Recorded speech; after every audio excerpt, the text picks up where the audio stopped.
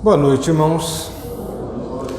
Eu gostaria de convidar os irmãos a abrirem as suas Bíblias na Epístola de Paulo aos Filipenses, capítulo 3, dando assim continuidade à nossa exposição desta epístola. Filipenses 3, verso 9. Diz assim a palavra do Senhor Deus: e ser achado nele, não tendo justiça própria, que procede de lei, senão a que é mediante a fé em Cristo, a justiça que procede de Deus, baseada na fé. Vamos orar ao Senhor Deus neste momento. Santo e eterno Deus, Deus de toda graça e misericórdia, este momento em que abrimos a Tua Palavra Santa, suplicamos que o Senhor seja servido em nos abençoar, em falar aos nossos corações, edificar a Tua Igreja, concedendo entendimento maior da verdade, a iluminação que vem do alto, mas também concedendo viver uma vida digna desta vocação, desta compreensão do Evangelho. Uma vida procedente da justiça de Cristo. Assim nós oramos a Deus, suplicando por nós, mas não somente por nós, suplicamos também, ó Senhor, em favor do Teu povo, a Igreja espalhada por toda a terra, dos nossos irmãos que muitos estão sofrendo perseguições, oposições, calúnias, difamações, prisões, torturas e a própria morte, por causa da fé. Que o Senhor os console, os conforte, para que possam experimentar a Tua graça, mesmo em meio a essas condições tão adversas, para que também possam perceber a Tua promessa fiel, ser fiel até a morte e dar-te a coroa da vida. Que esses irmãos, animados pela Tua Palavra, permaneçam firmes até a morte. Não somente eles, a nós aqui também, possamos ser fiéis a Ti. Para isso suplicamos a Tua graça e o poder do alto, que vem do Teu Espírito. Em nome do nosso Senhor e Salvador Jesus Cristo. Amém. Irmãos, esse texto fala sobre a justiça que vem de Deus. É fato, e sempre apresento, que é talvez a doutrina mais importante para a igreja reformada, para a igreja presbiteriana, para a igreja pós-reforma, é a doutrina das Escrituras Sagradas. Porque por meio dela vêm todas as outras doutrinas. É por meio dela que nós percebemos o único parâmetro que nos é dado, não por meio de homens, mas por aquilo que Deus aprove a Deus revelar à sua igreja, revelar a nós. É nas Escrituras Sagradas, e nós assim entendemos, que na expressão latina, sola Scriptura, somente a Escritura. E não somente sola Escritura, mas também tota Escritura, ou toda a Escritura. Não fazemos distinção. Toda ela é a palavra de Deus, de Gênesis a Apocalipse. Toda ela é autoritativa. Toda ela é de origem divina, ela é inspirada por Deus, como nos diz o próprio apóstolo Paulo em 2 Timóteo, capítulo 3, a partir do verso 16 e verso 17. Toda a Escritura é inspirada por Deus. Ela é inspirada, ela é de origem divina. Portanto, não se trata aqui de um livro qualquer, não se trata de uma palavra qualquer, estabelecida por homens, feita por homens, mas se trata de uma palavra que foi de origem divina e foi direcionada ao homem. Toda a Escritura é inspirada por Deus. Pedro também vai nos dizer isso na sua segunda epístola, no capítulo 1, verso 21, que a Escritura ela não vem de particular elucidação ou de vontade própria. Homens lá que não tinham nada o que fazer, sabe de uma coisa? Vou escrever aqui alguma coisa. Não. Toda a Escritura foi inspirada por Deus. Homens santos escreveram, inspirados pelo Espírito Santo, soprados pelo Espírito, de uma forma tal que nós podemos dizer que esta é a Vox Dei, ela é a voz de Deus. Como alguém já disse, você quer escutar a voz de Deus? Leia a Bíblia. Você quer escutar a voz de Deus audivelmente? Leia a Bíblia em voz alta. Mas creia, ela é a palavra de Deus. Mas Paulo também vai dizer lá a Timóteo o propósito da Escritura. Toda a Escritura é inspirada por Deus e útil para o ensino, para a correção, para a repreensão, para a instrução na justiça, a fim de que o homem de Deus seja perfeito e perfeitamente habilitado para toda boa obra. Percebam, é a Escritura que tem um propósito de nos tornar aptos à boa obra. É ela que nos ensina, é ela que nos repreende, corrige, educa, instrui. Mas o próprio Senhor Jesus Cristo vai dizer sobre a sua preservação: passará os céus e a terra, porém as minhas palavras não hão de passar. Ela é uma palavra eterna. Vai passar o céu, passa a terra. Quantos homens, quantos governos se levantaram contra a palavra de Deus? Os governos passam, os impérios passaram, perseguições, mais perseguições contra a igreja do Senhor. No entanto, aqui temos uma prova incontestável da verdade da palavra de Deus. Ela está em nossas mãos, porque Deus vela pela sua palavra para cumprir. Deus mesmo tem preservado a sua palavra. Portanto, é uma obra espiritual, é uma obra de Deus, a própria preservação das Escrituras. Então, tendo visto isto, nós podemos concluir que para nós, de fato, a doutrina das Escrituras é a doutrina principal. Ou ela se sustenta e sustenta todas as outras doutrinas, ou ela cai todas as outras doutrinas. Porque se houver alguma dúvida contra a inspiração das Escrituras, a sua veracidade, a sua autoridade, quem poderá dizer que as outras doutrinas são verdadeiras? Como alguns homens têm mexido nas Escrituras e alguns têm dito: não, mas isso aqui, o apóstolo Paulo, ele falou porque ele era condicionado por um contexto machista, uma cultura machista, então isso aqui não vale, isso aqui não é inspirado. O que mais não é inspirado? O que mais não vale? E quem tem a autoridade para dizer que isto é ou isto não é palavra de Deus? Nós temos como pressuposto, portanto, fundamental: toda palavra de Deus foi inspirada por Deus. Toda ela é autoritativa. Toda ela devemos nos submeter a ela.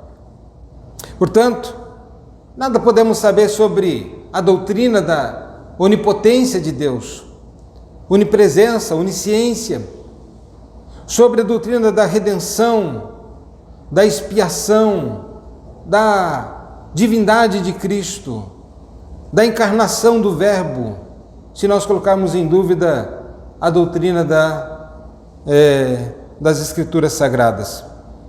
No entanto, depois de ter falado sobre essa centralidade e essa posição das Escrituras, toda a Escritura ela tem um eixo, ela fala sobre algumas verdades, e algumas verdades elas são, por assim dizer, centrais, elas são um eixo que norteia toda a Escritura, que vamos ver do Antigo Testamento ao Novo Testamento. E uma dessas doutrinas, e que podemos dizer, é a doutrina da justificação pela fé. Vamos ver lá que Abraão foi justificado pela fé. A doutrina da justiça de Deus e da justificação, que estão, na verdade, intimamente ligados. E vamos, como disse, o próprio se fala a respeito de Abraão, foi justificado pela fé. Na verdade, não há ninguém que tenha tido um relacionamento com Deus que não tenha sido justificado por Deus. E esse é um pensamento e é uma doutrina que vai percorrendo toda a Escritura. O apóstolo Paulo fala muito sobre isto. O apóstolo Paulo, para ele não consegue falar da justiça de Deus sem se emocionar muitas vezes, sem fazer uma eulogia, que é um cântico de adoração, como que ele está escrevendo algo e de repente ele vai mencionar sobre a justiça de Deus manifesta em Cristo Jesus, e ele dá uma pausa e ele exalta e glorifica Deus, e depois ele continua a sua epístola, continua a sua carta. Tal é como que tomado, e quantas canções, quantos hinos exaltando, como cantamos a cruz de Cristo, fonte de nossa paz, fonte de nossa consolação, fonte de nossa esperança. Cantamos e devemos sempre trazer à nossa memória essas verdades. Paulo, ele demonstra isso em todas as suas epístolas, não em algumas. Vamos ver Paulo falando, por exemplo, em 1 Coríntios, e aí os irmãos podem abrir, logo no primeiro capítulo, no verso 30, quando ele vai dizer: mas vós sois dele em Cristo Jesus, o qual se tornou da parte de Deus sabedoria e justiça e santificação e redenção. Cristo se tornou da parte de Deus nossa justiça, nossa redenção.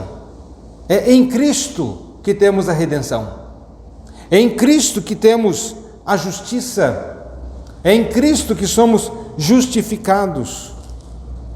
Paulo ainda fala em 2 Coríntios, capítulo 5, são alguns textos, não é exaustivo, tá, irmãos? Vamos dizer assim, olha, Paulo falou só isso.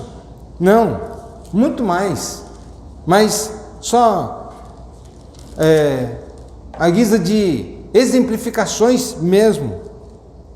2 Coríntios 5, verso 21, diz o apóstolo: aquele que não conheceu o pecado, referindo-se a Cristo, ele o fez pecado por nós, para que nele fôssemos feitos justiça de Deus.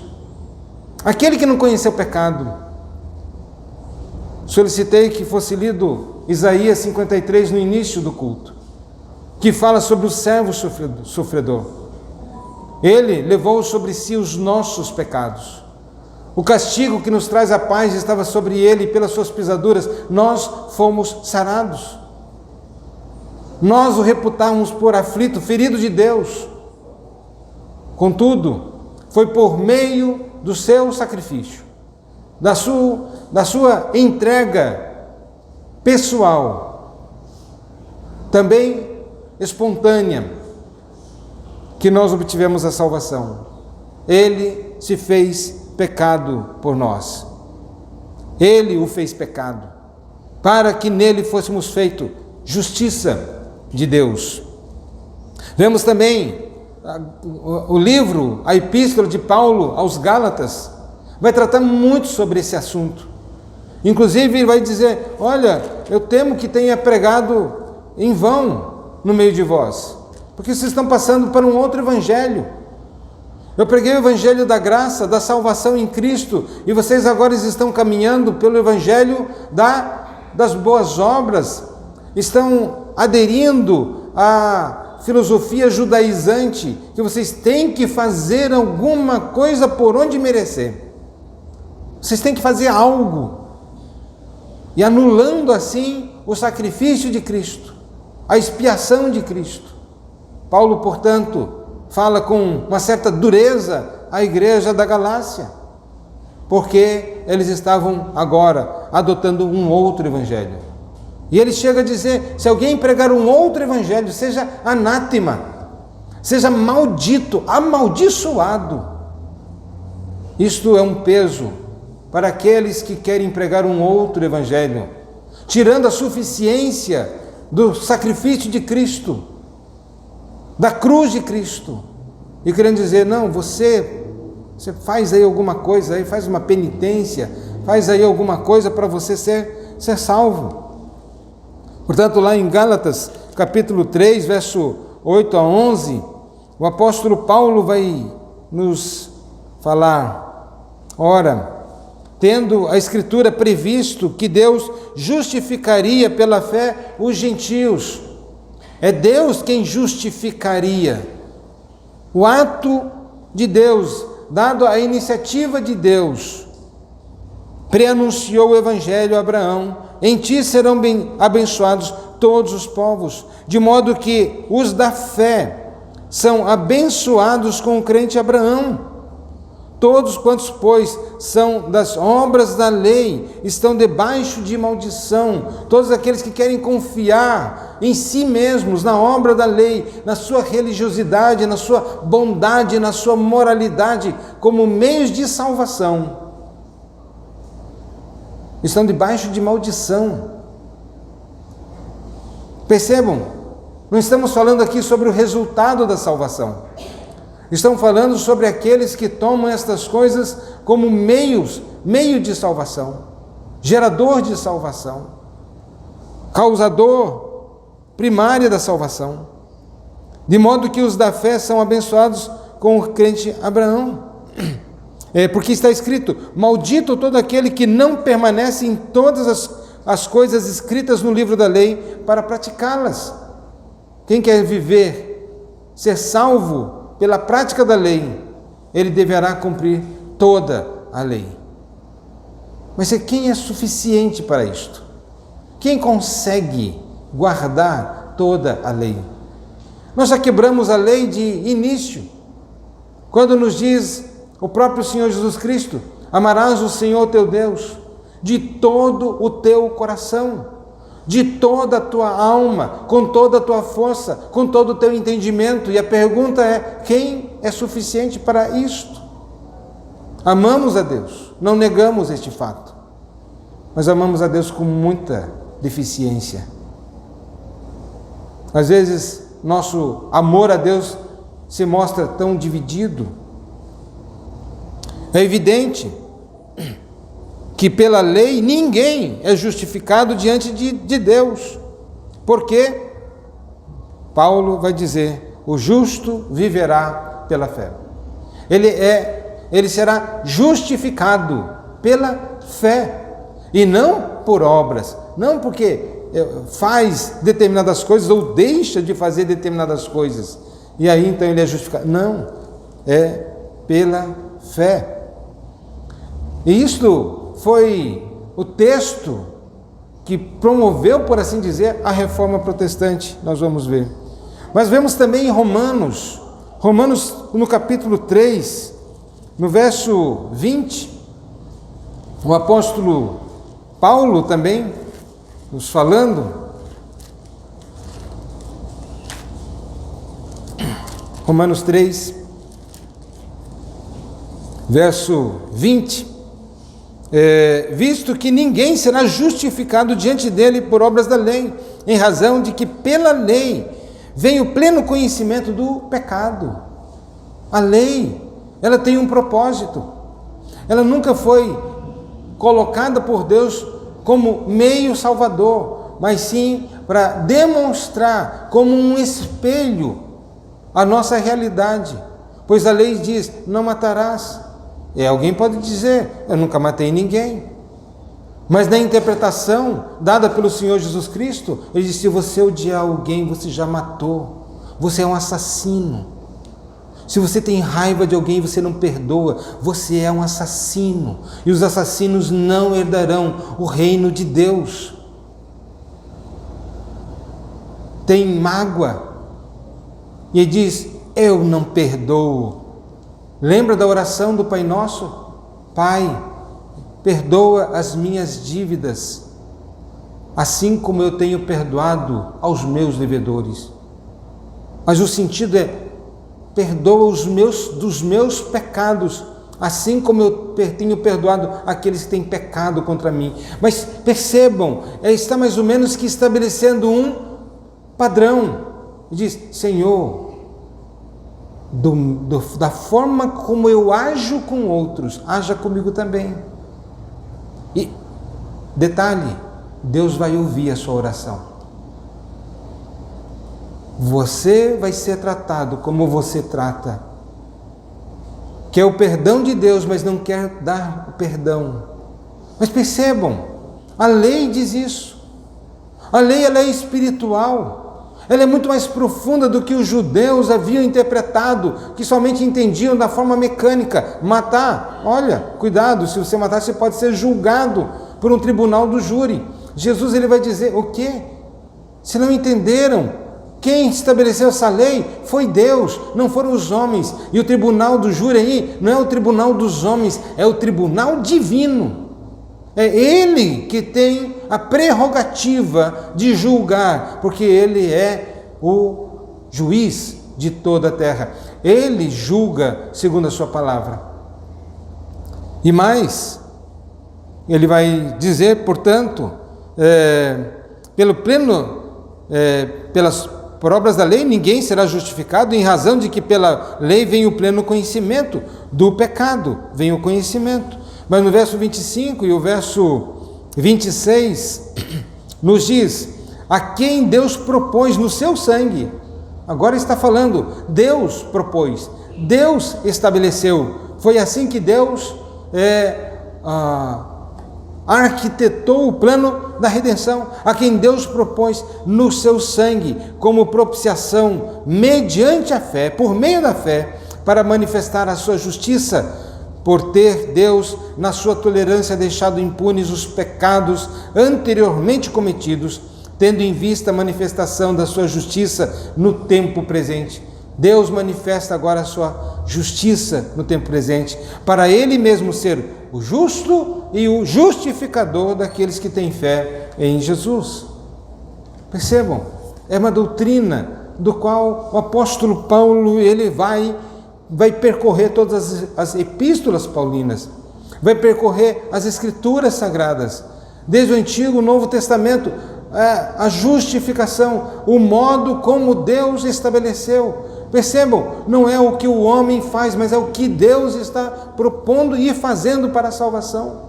Porque o homem, segundo as Escrituras, não busca Deus, o homem não quer Deus, ele não deseja Deus. É isso que Paulo vai dizer em Romanos: não há quem busque a Deus, não há quem deseje, não há quem faça o bem, não há um sequer, porque todos pecaram, todos estão extraviados. O salário do pecado é a morte, é a separação de Deus.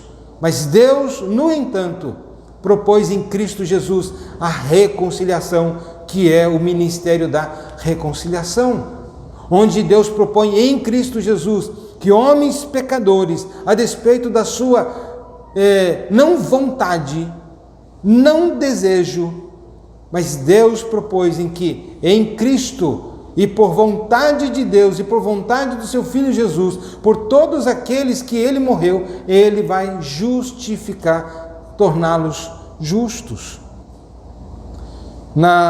Não somente nas epístolas, nas escrituras, mas ao longo da história, nós vamos ver também a doutrina, a eficácia e o efeito da doutrina da justificação ao longo da história da igreja, com resultados tremendos, maravilhosos, que é a da justiça do homem na presença de Deus por meio de Jesus Cristo. É como nós podemos nos aproximar diante de Deus por meio da justiça de Cristo.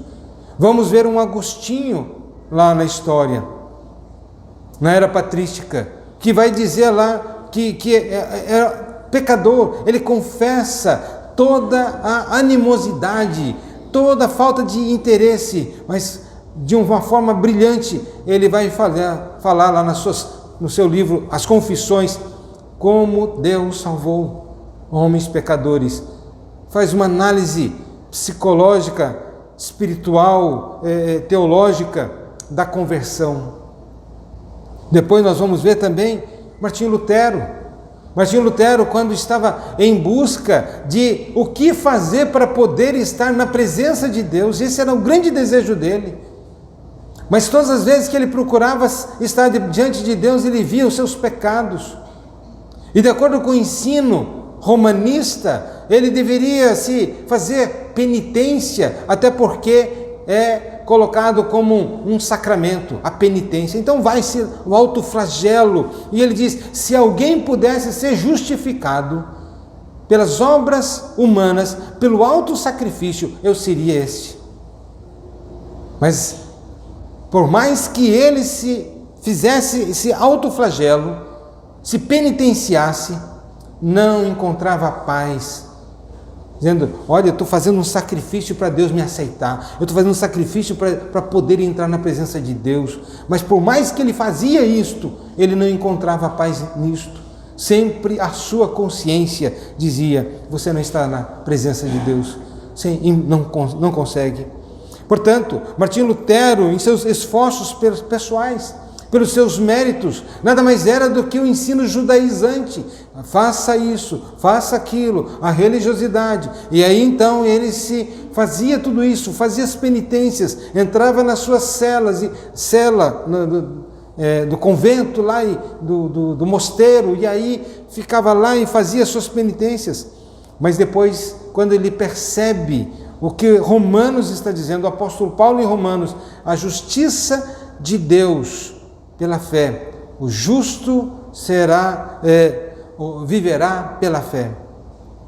Ele então entendeu isto, ele entendeu a doutrina da justificação, e essa doutrina fez Lutero desafiar a poderosa Igreja Católica. Era a única igreja existente. Está errado.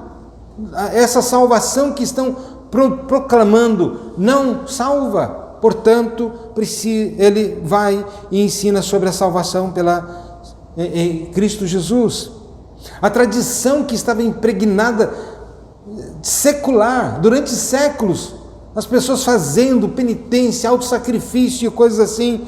Portanto, essa doutrina fez com que Lutero se levantasse contra tais ensinos errados e pudesse proclamar a verdade.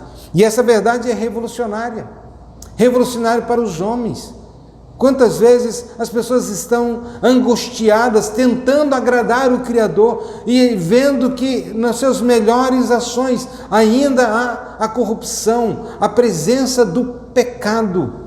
Como ele pode agradar a Deus? Como ele pode se colocar diante do Altíssimo, que é 3 vezes santo, santíssimo? Não pode. Mas essa verdade muda homens. Ele compreende como é que ele pode agora chegar na presença de Deus. E ela continua a mudar. E essa é uma doutrina que é um eixo central, no qual, se não entender isto, se não compreender isto, se não abraçar esta verdade, tudo mais se torna refúgio. Paulo ele vai dizer, olha, eu aqui era circuncidado ao 8º dia, da linhagem de Israel, da tribo de Benjamim, hebreu de hebreus. Ele fala o seu pedigree, e eles se orgulhavam nisto. Os judeus, eles diziam, olha aqui, dá o meu currículo. E as pessoas admiravam, rapaz, que currículo maravilhoso, e aquela coisa. E ele vai dizer ainda mais, quanto à lei, eu era fariseu, cumpria estritamente a lei, de uma forma exterior. Se diz, não pode carregar nada além de um figo seco, nada que pese além de um figo seco. No dia de sábado, ele não carregava. Não ande mais de 1 quilômetro no sábado, a jornada de um sábado. Portanto, se alguém queria sair de casa, ele tinha que calcular que ele só podia andar 500 metros. Porque se ele fosse mais do que 500 metros, já não podia chegar em casa de novo. Então ele era estrito quanto à lei fariseu. Fariseu. Aquele que era cumpridor. Quanto ao zelo, perseguidor da igreja. Porque todos aqueles que se opunham à sã religião, a religião sacra, o judaísmo, não, eles falam contra, eles ensinam uma coisa que é diferente. Perseguidor da igreja, não admitia esta oposição. Quanto à justiça que há na lei, em tudo que está escrito, irrepreensível. Mas depois que ele encontra a justiça em Cristo, mas o que para mim era lucro, isto considerei perda. Olha o que acontece com o apóstolo Paulo. Essa é uma doutrina importantíssima. Ou uma pessoa está em Cristo, ou ela não está em lugar nenhuma. E o que é justiça? Justiça é retidão, é de conformidade com a lei. E há dois sentidos aqui com relação à palavra justiça. Justiça no sentido de executar a lei, de sentenciar. Quando dizemos que algum criminoso comete algum crime, e aí há uma sentença e diz, foi feito justiça. Foi feito justiça. E é claro que a justiça sempre traz uma alegria. Pode perceber, meus irmãos, que quando você vê a injustiça, isso traz um peso no seu coração. Puxa vida, isso acontece e ninguém faz nada. Olha essas coisas acontecendo. E falamos aqui em termos de sociedade do Brasil, coisas estranhas acontecendo, e as pessoas dizem, o senso de justiça vem e diz, e vai ficar assim, e vai ficar por isso, porque nós amamos a justiça. Na verdade, nós queremos a justiça. Justiça, portanto, a execução, o juízo, a sentença, conforme prescrito na lei. E nesse sentido é justiça. Mas também a justiça é a conformidade com a lei em obedecer à lei. Olha, ele é uma pessoa, manifesta a justiça, porque ele anda de conformidade com a lei, de acordo com os preceitos da lei. Ele, portanto, é uma pessoa justa, uma pessoa correta. Mas nós sabemos que, em termos espirituais, em termos da palavra de Deus, não há um justo sequer, porque todos nós pecamos. E Paulo vai empregar, é claro, nesses dois sentidos: a justiça de Deus, que é manifesta dos céus, no sentido de obediência estrita à palavra de Deus, e vai dizer que Jesus cumpriu a lei. Ele é justo no sentido de que ele nunca transgrediu a palavra de Deus, a lei estabelecida pelo Senhor. Não se achou em sua boca dolo algum. E nós sabemos, às vezes você pode não fazer algo, mas você pode falar algo. Sempre lembrando que os nossos pensamentos são palavras não pronunciadas, porque as palavras nem nos chegaram à língua e Deus já conhece todas. Às vezes está lá somente na nossa mente. Mas percebam, em Cristo Jesus nada se achou, nenhuma mácula, nenhuma nódoa, nenhum pecado, nenhuma transgressão, nem nada, absolutamente nada foi encontrado na pessoa de Cristo. Completamente, perfeitamente justo, em consonância com a lei de Deus. Mas também ele vai falar que Cristo, ele é nossa justiça, no sentido que Deus o fez pecado por nós, que Deus o fez enfermar por nossa causa. Deus impôs isto ao seu único filho. Deus, ele levou sobre si os nossos pecados. O juízo de Deus recaiu sobre seu filho de uma forma total, plena. Nada lhe foi poupado, nenhum escárnio, nenhum açoite, nenhum abuso, nenhum palavrão, nenhum tapa, nada lhe foi poupado. Ele levou sobre si a culpa do homem. pecado do homem. Portanto, é a justiça de Deus que foi manifesto na pessoa de Jesus, foi totalmente, plenamente, cabalmente recaiu em Cristo Jesus. E aí eu paro para fazer uma pergunta: o que é? Definição, que definição você daria sobre o que é ser cristão? O que é ser cristão? E talvez muitas pessoas, numa visão meio que judaizante, vai dizer: o cristão é alguém que não mata, não rouba, é alguém que vai para a igreja, alguém isto, e começa a fazer ali, talvez a listinha do apóstolo Paulo, hebreu dos hebreus, circuncidado ao 8º dia, feito isso, aquilo, quanto à lei, isto. Percebe? Muitas vezes nós pensamos de uma forma judaizante, porque achamos que ser cristão, definição de cristão, é aquele que faz determinadas coisas ou não faz determinadas coisas. Pois eu quero dizer que cristão é aquele que foi justificado por Cristo e Cristo agora habita no seu coração. Que Cristo levou sobre Ele mesmo a culpa do pecado desta pessoa individualmente. Agora ele já não há mais condenação, porque alguém levou a culpa e a condenação de uma forma plena, perfeita, cabal. Cristo, portanto, é alguém que levou as nossas culpas.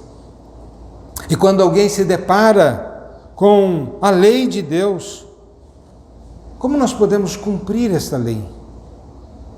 Paulo vai dizer: miserável homem que sou, que me livrará do corpo desta morte? Como nós somos pecadores, o pecado entranhado, no nosso desejo, na nossa vontade, o homem ele é pecador. Ezequiel 18:4 vai dizer: a alma que pecar esta morrerá. Essa é a pena do pecado. E isso é justo, é justíssimo, é justíssimo. Meus irmãos, muitas pessoas estão orando a Deus, pedindo a justiça de Deus. Eu sempre peço a misericórdia de Deus, porque a justiça de Deus Ele já fez recair sobre o seu Filho Jesus. E se você insiste em pedir a justiça de Deus, Deus diz: tá bom. Porque tem gente que diz assim: Senhor, eu estou sofrendo, isso não é justo. Senhor, eu estou passando por isso não é justo. Senhor, está acontecendo isso não é justo. Não é justo? Meus irmãos, nós não estamos sofrendo aquilo que nós merecíamos, em nenhum grau, devido à nossa pecaminosidade. No entanto, ainda assim, é manifesta a bondade de Deus para com pecadores que mereciam o desprezo, a morte, a condenação, o sofrimento, assim como Jesus passou lá na cruz. Olha lá Ele levando sobre si os nossos pecados. As pessoas zombando, batendo na face dele, diz: profetiza aí, vai lá, e cospe, açoita, escarnece. E tudo aquilo lá era nós que merecíamos, mas não num sentido pontual, era em toda a nossa existência. Era para termos nascido e vivido por causa dos nossos pecados nessa condição, e Ele leva sobre si os nossos pecados e as consequências do nosso pecado. E qual é a punição do pecado? É a morte espiritual. Está separado de Deus agora. Mas isso não é o fim de todas as coisas. Haverá um dia em que Ele há de vir para julgar, e virá e julgará os vivos e os mortos. E não pense que aquele sofrimento que Cristo passou, levando sobre si mesmo o nosso sofrimento, aqueles que não tiverem a salvação, imagine aquele sofrimento eterno, de vergonha eterna, onde o fogo não se apaga, o verme não morre, a humilhação, o desprezo e a vergonha por toda a eternidade, acompanharão esses que desprezaram o único Redentor, o único Salvador. Mas também essa justiça que é estabelecida por Deus, percebam, Paulo está dizendo, é justiça de Deus, não é dos homens.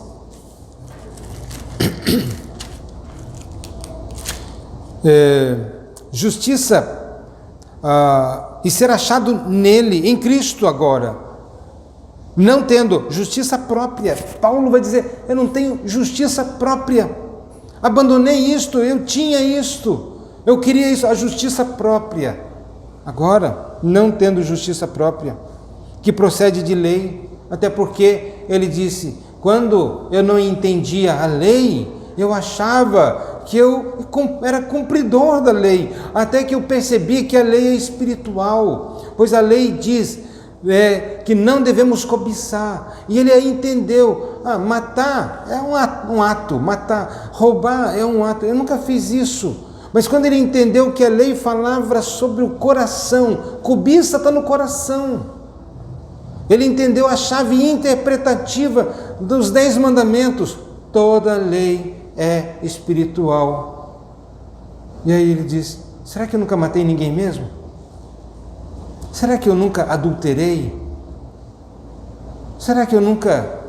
E aí vai perceber, quando você fala mal de alguém, você está matando a reputação dessa pessoa, você é um homicida. Quando você odeia, você é um homicida. Quando você inveja a coisa dos outros, e você é um ladrão. Quando você cobiça a mulher do próximo, não somente está roubando, como você está adulterando. E Jesus diz isso, quem olhar para uma mulher com intenção impura no coração, já adulterou. Quem odiar alguém, já é um assassino.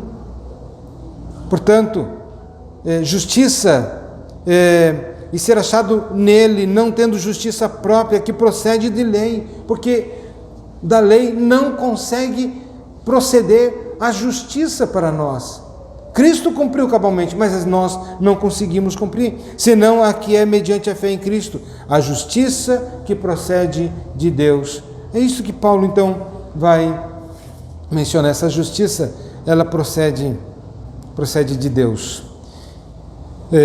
A justiça é de Deus, é Deus quem provê. Percebo que quando Adão e Eva pecaram, Adão e Eva não saíram atrás de Deus. Oi Deus, nós pecamos.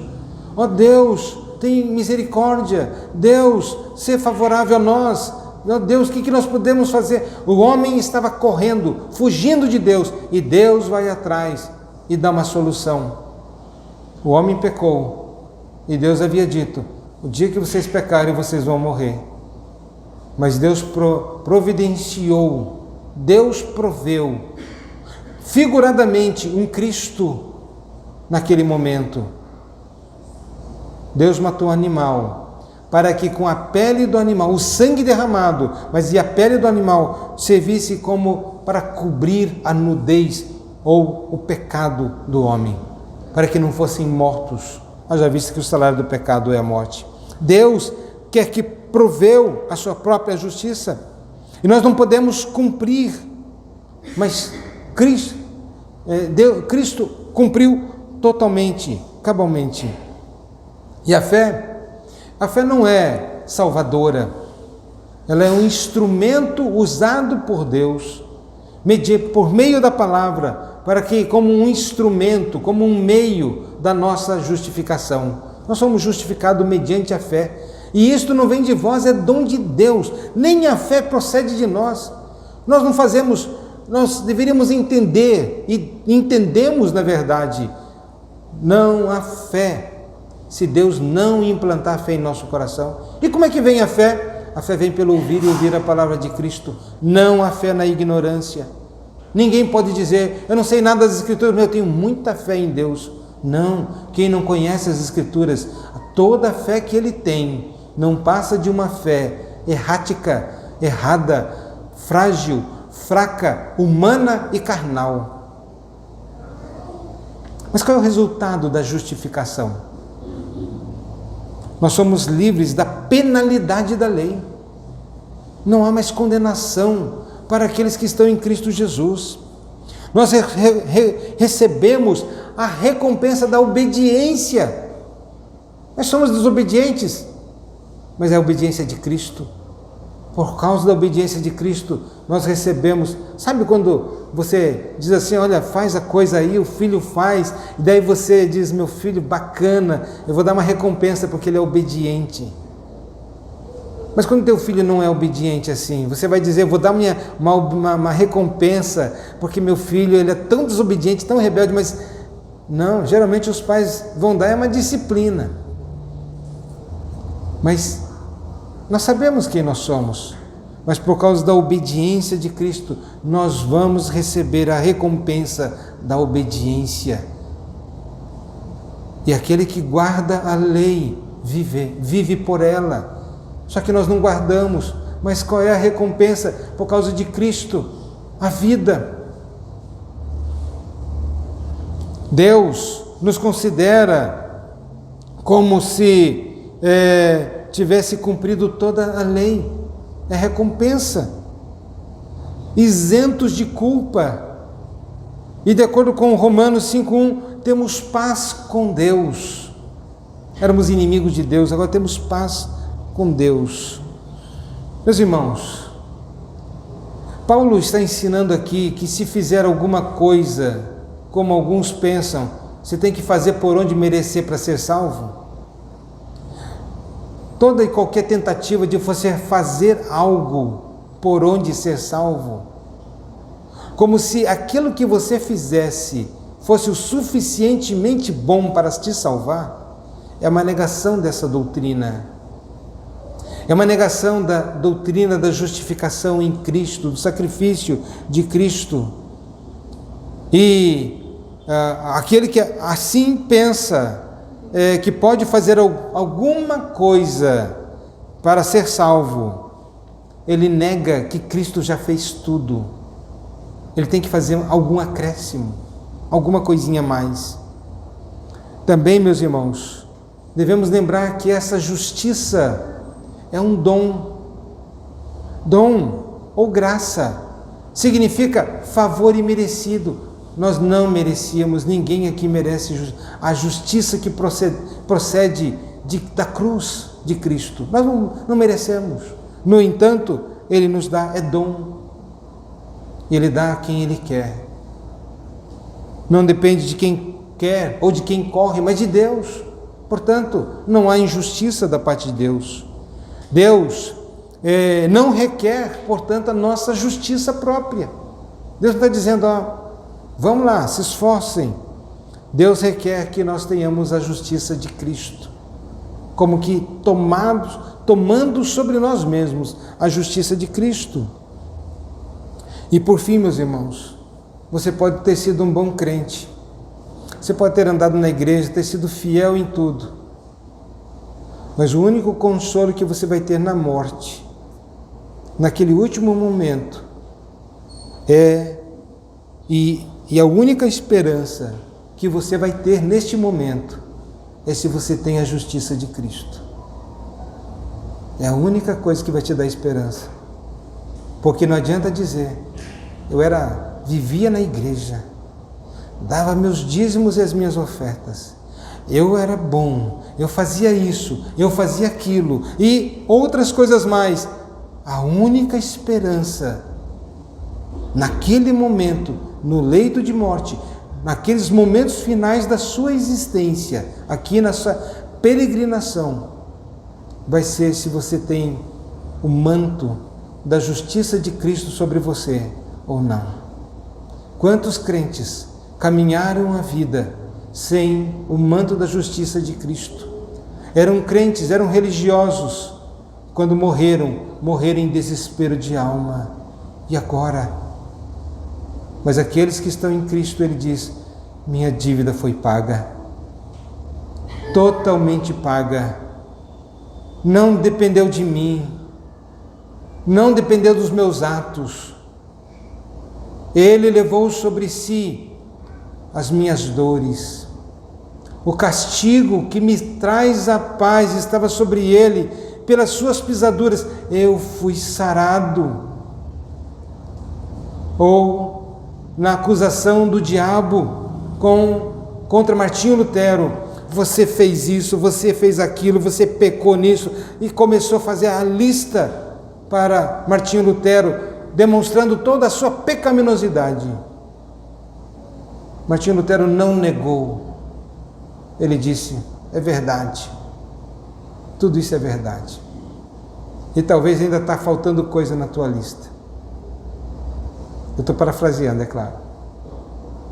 Mas depois ele disse: mas o sangue de Jesus Cristo, seu Filho, me lava e me purifica de todo o pecado. É por isso que eu sou salvo. Que Deus assim nos abençoe, irmãos.